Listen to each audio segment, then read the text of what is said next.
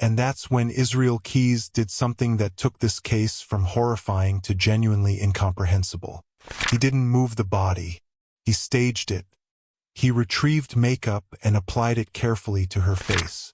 Cosmetics, color, the works, the kind of effort you'd put into getting someone ready for a photograph. He braided her hair. He dressed her in fresh clothing. And then, the detail that no investigator who worked this case will ever fully get over. He took a needle and thread and physically sewed her frozen eyelids open, so that she would appear to be awake, alert, present. Before we dive into today's investigation, I want to be clear. The stories and theories shared on this channel are part of an alternative history exploration. We're digging into the unexplained, the unsettling, and the what-ifs of our world. Think of this as a journey into the dark side of history, part research, part legend. Watch with an open mind, but remember, this is for narrative and entertainment purposes only. Picture this. It's February 2nd, 2012. Anchorage, Alaska. The temperature has already dropped way below freezing before the sun even thinks about coming up. A young barista pulls her car into the parking lot of a little coffee kiosk called Common Grounds. You know the type, brightly painted, cheerful colors, totally out of place against all that gray, dead winter sky. She's just here to start her shift. Normal Tuesday morning stuff. But the second she reaches for the employee door, something stops her cold. Not the wind, not the ice. The door is already unlocked. And I need you to understand something about that detail, because it matters more than anything else in this story. The girl who worked the night before, 18-year-old Samantha Koenig, was not the kind of person who made mistakes like that. She was responsible, careful, the type who triple-checks the lock before she leaves. So the barista steps inside and what she finds is wrong. Not ransacked wrong, not blood on the walls wrong. Just quietly, deeply wrong. Abandoned cups sitting on the counter like someone just walked away mid-pour. Napkins scattered everywhere. The register hanging open, empty. Like reality just skipped a frame. That feeling you get when you walk into a room and know something happened before you got there? That's exactly where this story lives. Something moved through that parking lot the night before. Something that didn't leave a trace you could see. Just a cold, invisible absence where a teenage girl used to be. Her name was Samantha Koenig. And the thing that took her? The FBI would spend years trying to understand it. This is the story of the man who terrified the most powerful law enforcement agency in the world. Now let me take you back 24 hours. Because to really understand how this went so wrong so fast, you gotta feel the timeline from the inside. February 1st, 8:30 p.m. A young guy named Dwayne pulls up to the kiosk in the dark. He's Samantha's boyfriend, and he's 30 minutes late. Not because he's a bad guy, just because work ran long. But here's the thing. Those 30 minutes were sitting on top of something ugly. He and Samantha had been texting back and forth all day, and it was not a good conversation. There were accusations flying. Jealousy. The kind of argument that makes you feel like your chest is full of static. So Dwayne Parks walks up, presses his face against the cold glass and looks inside. Dark. Silent. No Samantha. And here's where human psychology does exactly what it's built to do. It protects you from the worst possibility by handing you a comfortable lie. Dwayne's brain said, "She's pissed at you. She left because of the fight. This is your fault." He drove away. He sent texts that went unanswered into the dark. He assumed she was giving him the silent treatment. He felt guilty, not worried. And I get it. I genuinely get it. When you're inside an argument, you lose perspective. You fill in the silence with what you fear most, rejection, instead of what you should fear more. But the kiosk wasn't empty because of a fight. It was empty because something walked out of the shadows and changed everything in 60 seconds. That guilt didn't let Dwayne sleep. So sometime after midnight, he drove to Samantha's house and knocked on the door. Her dad, James, answered. Just a regular father, half asleep, completely unprepared for what was about to unfold in his kitchen under the fluorescent lights. James hadn't seen her, hadn't heard from her. Dwayne told him about the empty kiosk, about the texts, about the fight, and those two men sat at that kitchen table, calling her phone over and over, watching it ring into nowhere. Then Dwayne's phone buzzed. Samantha's name on the screen. His heart probably jumped. He answered, "No, wait, it was a text." She said she was upset. She needed space. She'd gone away with some friends for a few days. She'd be back. For one single second, they breathed. But then James looked at that message and something in his gut said no. This man had raised Samantha since she was 2 years old. Just the two of them. He knew how she operated, knew her rhythms, knew the specific way she communicated when she was hurt. And what he was reading didn't sound like his daughter. She would never go silent on him. She would never send word through a boyfriend she was currently fighting with. She would have called her dad directly, even if just to say she was okay. James knew. He didn't have words for what he knew yet. But somewhere in that kitchen, at that hour, the truth was already pressing up against him like something cold. Morning came and Samantha didn't. So James walked into the Anchorage Police Department and filed a missing person report. And I want you to sit with how hard that walk is. You're not just reporting a disappearance. You're officially naming the worst fear you have. You're making it real on paper. The police contacted the coffee shop owner. That's when they found out about the robbery, the empty register, the open door. And for a brief moment it felt like the two things connected, like the pieces were starting to move together. Investigators showed up at common grounds. They walked the scene. And here is where the investigation almost went completely off the rails from day one, because there was no struggle, no overturned furniture, no broken glass, no blood, nothing that screamed violence. And right beneath that counter sat an unpressed panic button. Samantha had not hid it. So the cops built a theory out of absence. If there was no struggle and no panic button, maybe Samantha wasn't a victim. Maybe she robbed the place herself. Maybe she took the cash, sent Dwayne a cover story, and disappeared.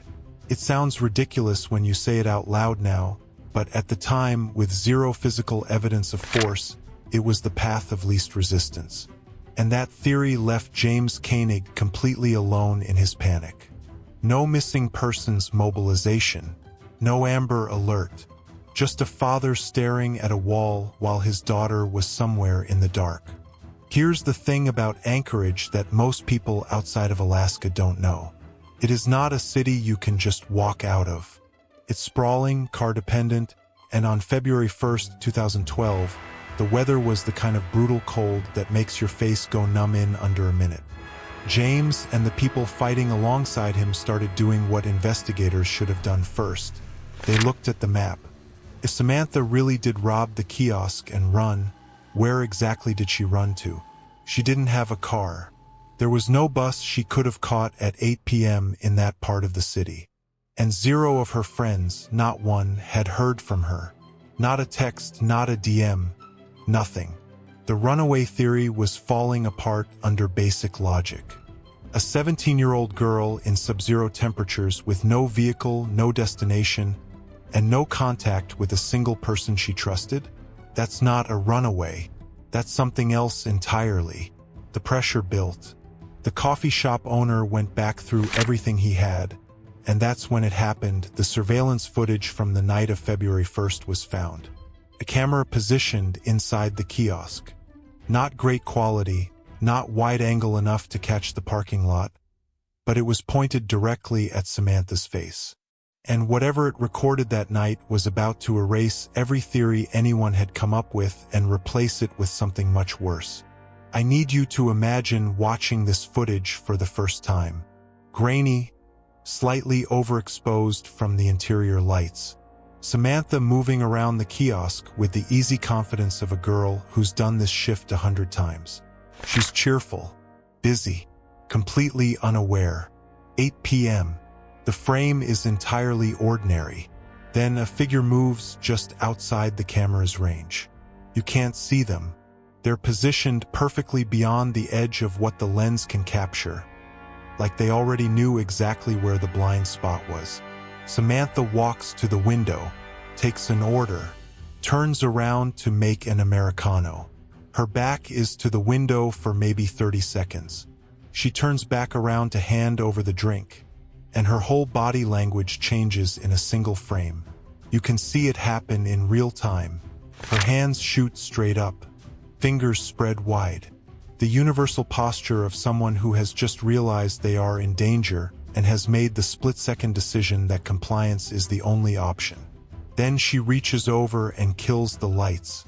The kiosk goes dark. The footage gets grainier, harder to read, but it's still recording. And what it captured next, the slow, controlled unraveling of a young woman's reality, would become one of the most haunting pieces of evidence the Anchorage Police Department had ever reviewed. The footage keeps rolling in the dark, and even through the grain, through the low light, you can track what's happening by the shapes of things. Samantha goes down to her knees, back to the window. She stays there completely still for almost a full minute. I want you to feel how long a minute is when someone has a gun on you. When your whole body is a single clenched prayer. When you're doing the only math that matters. How do I survive the next 60 seconds? Then she slowly stands, walks to the register, hands a stack of cash through the window to a figure you still can't identify. Dark sweatshirt, hat pulled so low it covers almost everything. No face, no name, just hands. And then it escalates. The upper half of this figure suddenly fills the window opening and leans inside, reaching for Samantha's wrists, tying them together with something. Quick, practiced movements. The kind of thing you only do like that if you've thought about it before, if you've rehearsed it in your head. Then he's through the window completely, inside the kiosk with her. The gun goes into her back, and he walks her to the employee door, across the parking lot, into the dark, and into a waiting white pickup truck. The kiosk sits empty. The lights are off. Nobody driving by on that road would have seen a single thing. That's how fast a life can be pulled out of the world. 30 seconds of grainy footage and a girl is just gone. The moment that footage hit the FBI's desk, everything changed. This wasn't a runaway. This wasn't a robbery gone quiet. This was a violent abduction, professionally executed by someone who knew what he was doing. Law enforcement went into full mobilization. Police, FBI, state troopers, the whole apparatus cranked up at once. And they hit a wall almost immediately. The footage showed nothing useful. No plate number on the truck. No face on the suspect. No identifying marks. No distinctive walk. No tattoo on the wrist. Whoever this was, he was incredibly good at being invisible. But here's what happened next that genuinely moves me every single time I come back to this story. James Koenig, a single father, a regular guy with no connections, no money, no platform. He went out into Anchorage and he just started talking to people. He went to churches, community boards, local businesses. He spoke to anyone who would listen. And something cracked open in that city. Nearly 300,000 people responded. Residents organized search parties through the frozen wilderness. Strangers pooled money into a reward fund that kept climbing. The national media picked it up, and suddenly the whole country knew Samantha's name. A community that had never met this girl decided collectively that she belonged to them. And still nothing. The man who took her had left no trace. No calls, no demands, just absolute, suffocating silence. 3 weeks, 21 days of silence that felt like years for James Koenig. Then on February 24th, Dwayne's phone lit up. A text from Samantha's number, coordinates, an actual set of GPS coordinates pointing to a bulletin board inside a public park nearby. Now here's the thing about this moment that I keep coming back to. James and Dwayne didn't wait for the FBI to move first. They ran. They physically outran law enforcement to that park, sprinting down the main trail in the winter cold because 3 weeks of silence had built up into a kind of desperate energy that had nowhere else to go. And they found it. A Ziploc bag stapled to the wooden sign. Inside, a typed ransom note and a photograph. The photo was black and white, printed on regular paper. And in it was Samantha, looking dazed, eyes not quite focused, staring just past the camera at something none of us can see. James saw his daughter's face and felt hope slam back into him like a physical thing. She's alive. This is proof. She was alive as of whenever this was taken. The ransom note confirmed the demand, $30,000 deposited into her bank account. She'd be released 6 months later. For just a moment in that frozen park, James believed he was going to get his daughter back. He had absolutely no way of knowing what that photograph actually was. Look at the photograph again. Samantha's expression is blank, distant, not scared blank or angry blank, just absent, somehow. And that newspaper in the frame, held right next to her face, is dated February 13th, 2012. 12 days after she was taken. For James, for the FBI, that date was a lifeline. It meant she was alive nearly 2 weeks in. It meant the window was still open. It meant the negotiation had a living person at the center of it. The demand itself was steep but not impossible, $30,000. Raised through the community, through the fund that Anchorage had been building since the story broke. James was ready to pay it. He would have paid anything. And here's the psychological thing that makes this so brutal to look back on. The FBI's job in a ransom situation is to keep communication open, stall, and find the abductor through whatever digital trail he leaves. The photograph was evidence. The newspaper was a timestamp.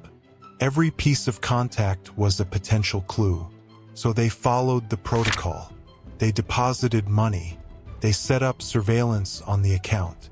They waited, and they genuinely believed that somewhere out there, Samantha was waiting too. The truth, the real truth of what that photograph was, wouldn't come out until months later. And when it did, it would hollow out every single person who had been holding on to hope. The FBI set up a round-the-clock watch on Samantha's debit account. This is the part of investigations most people never see.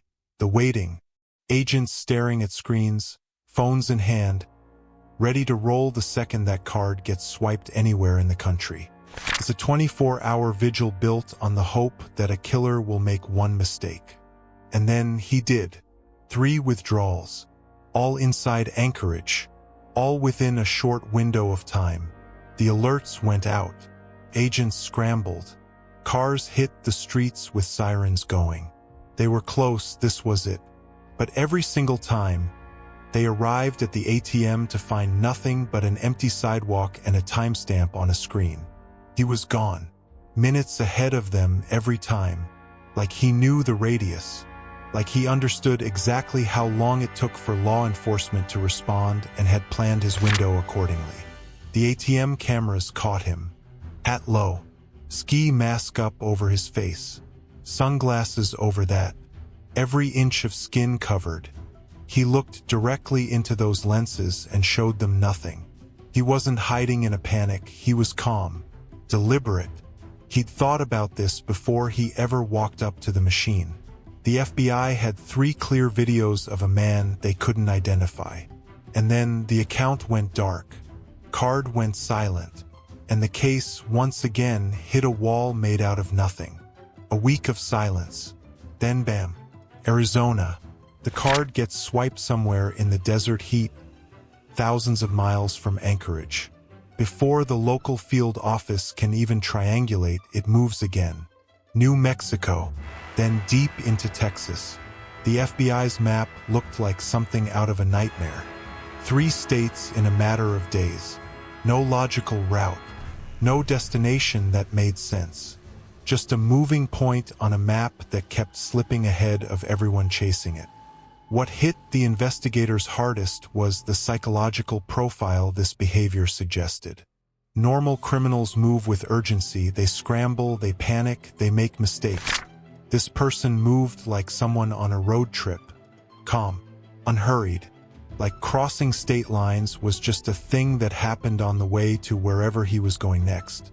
That's actually the most terrifying type of criminal there is. Not the explosive, frantic kind that leaves evidence everywhere. The quiet kind. The kind who doesn't feel the pressure you're applying because they've already prepared for it. Every time local law enforcement in a new state got the alert, the suspect was already in the next jurisdiction. He was using the gaps between agencies like a roadmap. And somewhere in the middle of that Texas heat, he made his first real mistake. It was a wide-angle camera. That was the difference. Most ATMs have a tight lens. They're designed to capture your face at the window, not the street behind you. But this particular machine in Texas had a camera with a slightly broader field of view. And when the masked figure walked away from the ATM, the footage caught something it wasn't supposed to. A white Ford Focus, parked at an angle partially visible, moving east down the highway as the suspect got in. That's it. That was the crack in the wall. Not a face, not a name, just a car. But you have to understand what that means in an investigation that's been running on nothing for weeks. A make, a model, a color, and a direction of travel, that's enough to ignite an entire state. Texas troopers got the description. Local departments along the eastern corridor got the alert. Every highway patrol unit was looking for a white sedan. And on March 13, 2012, a sharp-eyed trooper spotted exactly that vehicle sitting quietly in a hotel parking lot. Not speeding away, not hiding, just parked there in the sun like it belonged. The trooper didn't rush in. He watched. He waited. He was professional about it. And then a man walked out of a hotel room, mid-30s, calm, ordinary-looking, and slipped behind the wheel. The trooper let him pull out, let him get onto the road, waited for the moment. 2 miles per hour. That's the number. That's the entire margin. The man in the white Ford Focus was driving exactly 2 miles per hour over the posted speed limit when the trooper's radar clocked him. Not recklessly, not suspiciously, just barely over. The kind of thing most drivers do without even realizing it. But the trooper lit him up anyway. And here's what I keep thinking about when I imagine this moment. This man, whoever he was, had just spent 6 weeks evading one of the most sophisticated law enforcement networks in the country. He'd crossed state lines, switched his patterns, covered his face, managed digital evidence, and stayed 10 steps ahead of the FBI at every turn. He had slipped through dragnet after dragnet like smoke through a screen door, and the thing that finally stopped him was 2 miles per hour. The trooper walked up to the driver's window. The man rolled it down with a completely unbothered expression. No sweat, no nerves, no visible reaction whatsoever. Just a calm, middle-aged man on a road, waiting to see what happened next. The trooper asked for his license. The man reached into his wallet and handed it over without hesitation. No shaking hands, no excuse, just quiet, eerie composure. The name on the Alaskan driver's license read, Israel Keys, Anchorage, Alaska. The trooper is standing on a Texas highway holding a driver's license from the one city in the country that everyone in this investigation was focused on. Backup was called. Fast. When they popped the trunk of that white Ford Focus, the contents were a perfect confession in physical form. A dark ski mask, matching the ATM footage exactly. Sunglasses, same style, same oversized shape. A loaded firearm. And right there, sitting like they were just everyday items.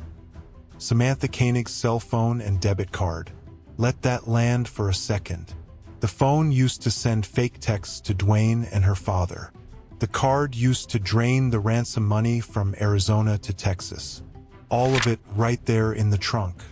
He hadn't dumped them, hadn't destroyed them, he'd kept them. And I think that tells you something about how this man's brain worked. He didn't believe he'd get caught. Disposal wasn't even in the plan. Keyes was taken into custody. And then came the performance, because that's the only word for it. He sat across from federal agents with the posture of a man who had nothing to explain, denied everything, smiled occasionally, offered nothing. For a guy whose trunk had just told the whole story, he acted like he was waiting for someone else to be arrested. That wall held for a little while, but it was never going to hold forever. The evidence was airtight. The FBI laid it out for him piece by piece. The ATM footage, the debit card, the phone, the mask. And Israel Keyes sat with all of it stacked in front of him and finally made a decision. He'd talk, but not for free. He wanted a hot Americano, peanut butter Snickers bar, and a premium cigar. That's it. Those were his terms for telling investigators where to find a missing teenager. I need you to sit with the psychology of that for a moment, because it's not just gross, it's revealing. He wasn't asking for legal concessions. He wasn't demanding immunity or a deal. He wanted coffee and candy. He was framing a young woman's fate as a vending machine transaction. Like the information was a product and he was just deciding on a fair price for it. The FBI got him his Americano, his Snickers, his cigar. And Keyes leaned back, took a slow, deliberate sip, and started talking. What came out of his mouth over the next several sessions was so specific, so detailed, and so disturbing that the FBI classified large sections of the transcript and has never released them to the public. Not because the information is legally protected, but because certain things, once you know them, cannot be unknown. The investigators who sat in those rooms have talked about it in vague terms ever since, with the particular kind of restraint that comes from having heard something you'd rather forget. Keyes took them back to February 1st, 8 p.m. He described the night with the even, measured tone of someone recounting a grocery run. His original plan was simple. He'd scoped out the kiosk. He knew a teenage girl would be working the late shift alone. He planned to walk up, rob the cash register at gunpoint and leave. Clean, fast, low risk. He'd done things like this before in other states. He mentioned that casually, as if it was just a fact about himself, like being left-handed. He walked up. He ordered an Americano. Standard. Unremarkable. Just another customer at the window. Samantha turned her back to make the drink. And in those 30 seconds, in the space of her turning away and turning back, something shifted inside Israel Keyes. He decided he wasn't going to take the money. He was going to take her. That's the part that keeps investigators up at night. There was no escalation, no buildup, no triggering event. Just a split-second mutation of intent, like a switch flipped somewhere in the dark interior of a human being. She didn't do anything to cause it. She didn't say the wrong thing or resist. She handed him a coffee and her fate was already decided before the cup was in his hand. That is what a predator without a pattern looks like. And it's the reason Israel Keyes became the FBI's worst nightmare. When Samantha turned back around with his coffee, she was looking straight down the barrel of a gun. Keyes said it plainly. He told her exactly what was about to happen. And what happened next, the thing that made the surveillance footage look so quiet, so eerily controlled, was fear working exactly the way it's designed to. She froze. She complied.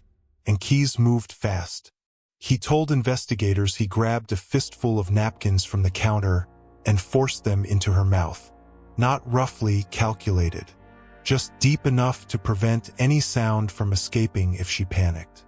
Then he climbed through the window, pressed the gun into her spine, and walked her to the door. Outside, the parking lot sat wide open. Cars passing on the road. A gas station visible in the distance. And nobody saw a single thing. Because here's what most people don't realize about abductions. They don't look like movies. There's no screaming, no obvious struggle. It looks like two people walking to a car. Maybe a couple leaving together after a shift. Your brain fills it in as ordinary because ordinary is what you expect to see. He put her in the truck, reached over, and pulled the napkins out of her mouth. Then he looked at her and made himself very clear.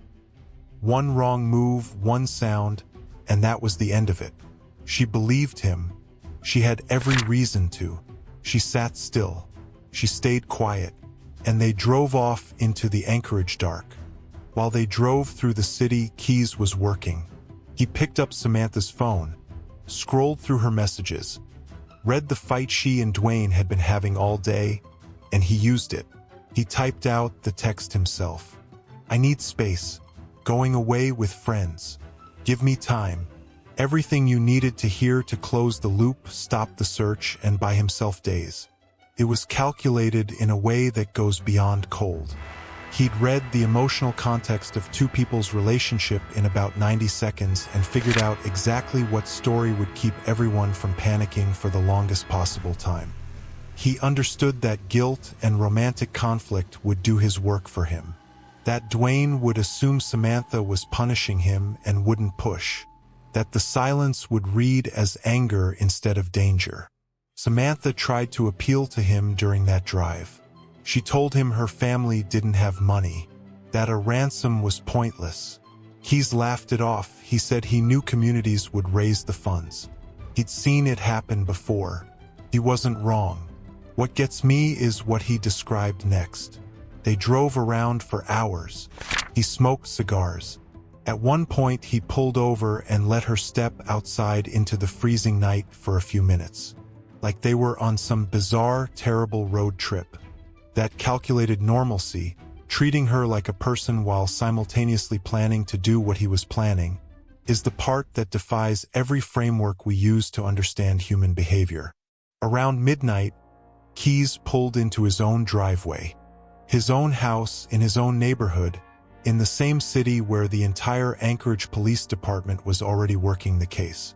He told Samantha to get down on the floor of the back seat and pull the tarps over herself. Then he got out of the truck and walked inside his house. His girlfriend was asleep. His 10-year-old daughter was asleep in her room. He checked on her. His little girl, tucked in, completely safe, completely unaware of what was parked 40 feet away in the driveway. In less than 5 hours, he was scheduled to leave for the airport. He had a cruise booked, a luxury Caribbean vacation, 2 weeks long, for him and his daughter, father-daughter trip, the kind of thing you'd put on a holiday card. I've thought about this moment more than almost any other in this story, because it forces you to confront something that doesn't fit neatly into any box. This was not a chaotic, broken person living on the margins. This was a man with a daughter who loved him, a home, a vacation, a routine. The horror of Israel Keys isn't that he was some kind of monster who looked like one. The horror is that he looked exactly like everyone else. He existed inside normal life and operated completely outside of it at the same time. And for years, nobody knew. He went back to the driveway, blindfolded her, walked her down the icy path to a small wooden shed in his backyard. Just a regular-looking tool shed, the kind every house on that street probably had. Rakes, garden stuff. Nobody looks twice at a shed. Inside, he sat her down on an upturned plastic bucket. Then he ran a thick rope around her neck and secured both ends to metal anchors he'd installed in the walls. I want you to understand what that means. He drilled those anchors into the shed walls before that night. This was a space he had prepared. The shed wasn't improvised. It was a room that had been waiting. He turned a radio dial to full volume to drown out any sound she might make. Then, and this is one of the details that stays with me, he handed her a couple of lit cigarettes, kept her calm, gave her something to do with her hands. And then he told her the lie he'd clearly rehearsed. Be quiet, stay still, let me collect the ransom from your father, and you will walk out of here alive.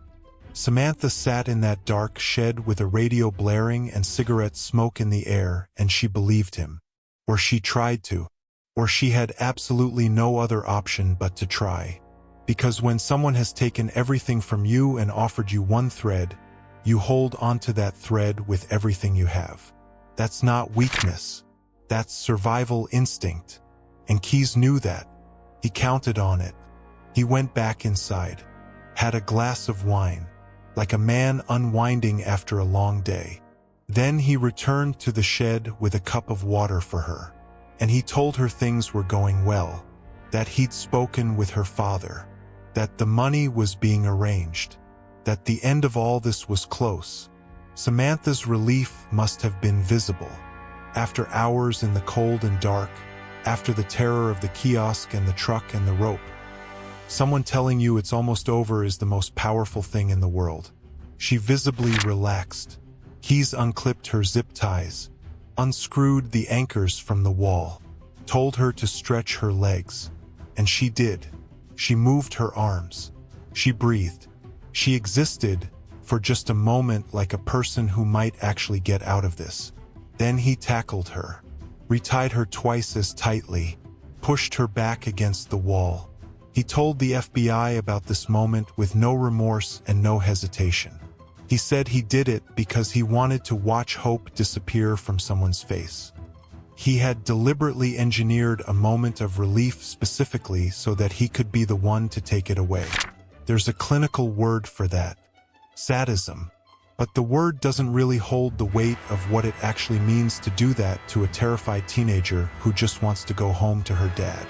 He left her there, went back inside, checked on his daughter one last time before bed, put her world and Samantha's world in two completely separate compartments inside his brain and closed the door between them.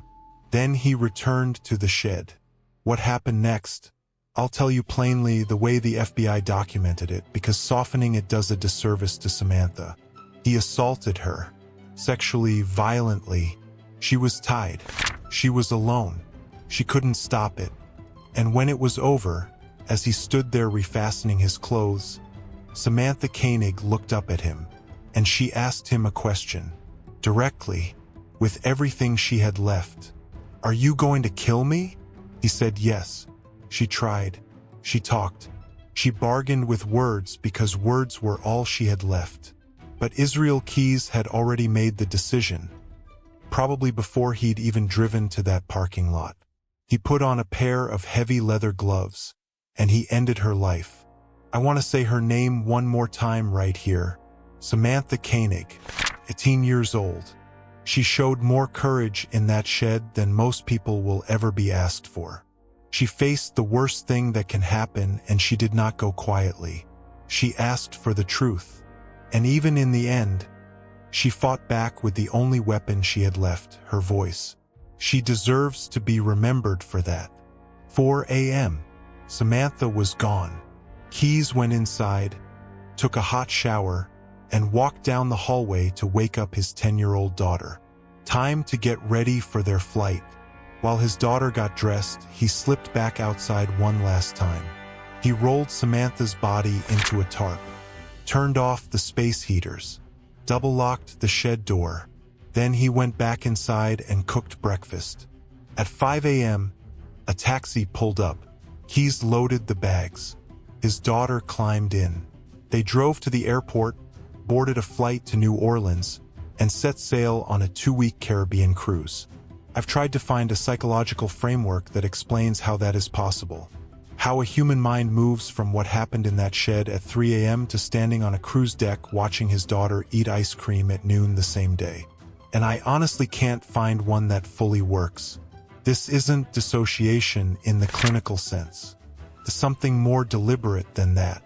He didn't block it out. He simply moved it to a different room inside himself and locked that door too. The shed sat in his backyard.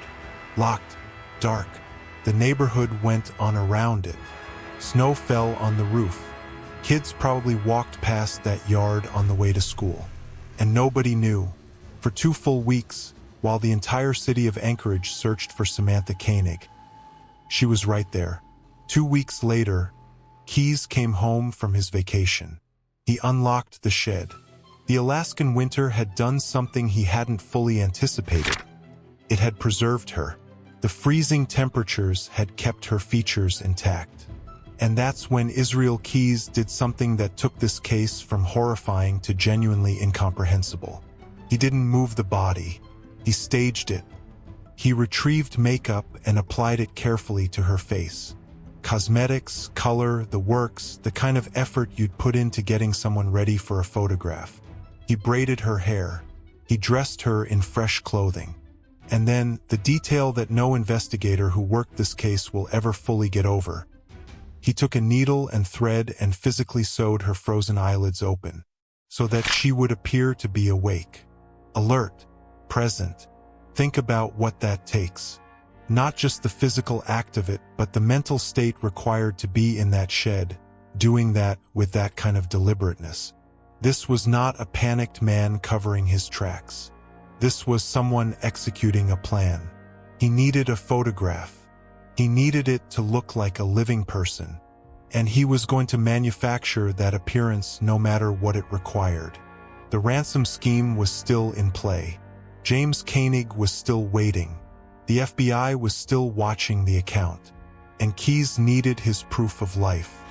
He picked up a copy of the February 13th Anchorage Daily News and held it next to her face. Took the photograph. The black and white image that would end up in a Ziploc bag on a bulletin board in a public park. The image that would make James Koenig exhale for the first time in weeks. Your daughter was alive on February 13th. Here's the proof. Except she wasn't. She had been dead since the first night. The newspaper was a prop. The opened eyes were stitched open with thread. The whole thing was a performance designed by a man who understood that hope was his most useful tool, and that a grieving father's desperate need to believe his child was alive was something he could weaponize. After taking the photo, Keyes did what investigators already suspected had happened. He dismembered her, used a saw, then drove out to a remote ice-covered lake and put her remains in the water, beneath the surface, where the cold would keep its secrets. When this came out in the interrogation, when the FBI finally understood what that photograph actually was, there was a particular kind of silence in those rooms. Not the silence of shock. The silence of people trying to absorb something that has no comfortable shelf to sit on. The investigation had been built, in part, on the belief that Samantha was alive. That belief had motivated months of work. And it had been manufactured from the beginning. Once Keyes started talking, he didn't stop at Samantha. The FBI kept asking questions and Keyes kept answering them with the same flat, factual tone. Like he was describing a hobby. Samantha wasn't the beginning. She was the end. Keyes told investigators about a system he'd built over years. He'd traveled across the United States, not to vacation, not for work, but to bury things. Waterproof plastic containers, hidden in remote locations in multiple states. Each one packed with what he called his kit. Firearms, ammunition, zip ties, restraints, and chemical agents he'd sourced carefully to avoid creating a purchase trail. The psychological engineering behind this is something that genuinely unsettled federal profilers. He had decoupled the impulse to kill from the act of preparing to kill. When the urge came, he didn't go shopping. He didn't need to leave a trace. He'd already done the prep work months or years earlier, in a completely different state, when there was no active emotional charge to make him sloppy. He'd fly to a city, dig up a kit, and become a predator with almost no detectable footprint. He called these caches. The FBI called them nightmare fuel, because it meant that wherever he'd buried a kit and never returned, there was a location out there where the equipment to commit murder was still sitting in the ground, waiting, and they didn't know where all of them were. The thing that truly broke the FBI's standard playbook with Israel Keyes was this. He had no type. Every training manual, every behavioral science textbook, every criminal profiling methodology is built on the idea that killers have patterns. They go after a specific kind of victim. Age range, gender, build, hair color, something. Because pattern is what creates predictability, and predictability is how you catch people. Keyes had none of it. Young, old, male, female, alone, in pairs. He told the FBI directly, the moment he saw someone in a place that felt right, that was it. The person didn't trigger anything specific. The opportunity triggered him. Samantha was behind a window. That was enough. He confirmed the murder of an elderly couple in Vermont. Bill and Lorraine Currier, a married couple in their mid-50s who disappeared from their home in 2011. Keyes had buried a kill kit in their state months earlier. Flew in, dug it up, and targeted them essentially at random. They had nothing to do with him. He had never seen them before. They were just two people who happened to be home. The FBI was dealing with a predator whose only consistent feature was the absence of one. No geographic anchor, no victim profile, no ritual signature, just a man moving across the country, methodical and quiet, leaving nothing behind but the absence of the people he took. December 2012. Less than a year after his arrest. Israel Keyes was in his jail cell at the Anchorage Correctional Complex, and the FBI was still working him, still trying to get the locations of remaining kill kits, still trying to get names, still trying to close files on missing persons cases across the country that might belong to him. He had given them pieces, fragments, enough to confirm that Samantha Koenig was not his first and likely not his sixth. The number 11 had come up. He'd referenced it, circled around it, never confirmed it outright. Federal agents believed the total body count was somewhere in that range, maybe higher, and then he was done. He used a concealed razor blade. He died in a pool of his own blood with a drawing left behind, 11 skulls, each one bleeding. Whether that was a confession or a taunt or something else entirely, nobody can say for certain. What it was definitively was his last act of control. He took everything with him. The locations of the kill kits, the names, the faces, the families who have spent years wondering what happened to their person and whether they'll ever have a body to put in the ground. He denied them all of it, deliberately, methodically, all the way to the end. The final theft wasn't of a life, it was of closure. And he stole it from every single one of them. We're back in that parking lot, the one where all of this started. The Common Grounds kiosk has been closed for years now. The paint has faded. The lot is just a lot. People drive past it every day in Anchorage without knowing what happened there on a freezing February night in 2012. James Koenig has had to live with something most people can't fully imagine. Not just the loss of his daughter, but the specific, unbearable knowledge of exactly what her final hours looked like. He fought for her. He raised an entire city to fight for her. He ran through a frozen park to find her proof of life, and he held onto it with everything he had. Israel Keyes is gone, but what he left behind isn't. There are kill kits out there. The FBI has found some. They believe there are more, buried in states they haven't identified yet. There are families across America whose missing person files are technically still open, and somewhere in the back of a federal building, an analyst who worked the Keyes case wonders sometimes if their person is in one of those files. That's the legacy. Not a solved case with a clean ending. Not justice served with a verdict and a sentence. Just a map with blank spaces on it. Families frozen in permanent not knowing. And the particular terror of a man who blended into everyday life so completely that the most sophisticated investigative agency in the world only found him because of 2 miles per hour. He terrified the FBI because he proved their systems had a blind spot. And that blind spot has a name, a face, and a drawing of 11 skulls.